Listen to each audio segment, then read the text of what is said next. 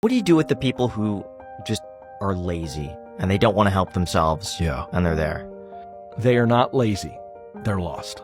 Lazy is a symptom. The source of the laziness is they're lost. Let me put it another way.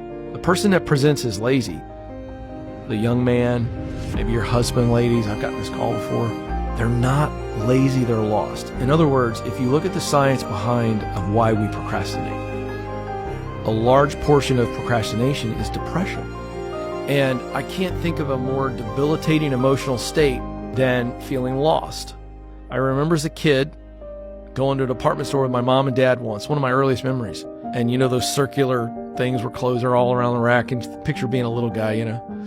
And I remember, oh, this is fun, and I jumped in the little clothes rack, like, ooh, I'm hiding from my dad, you know.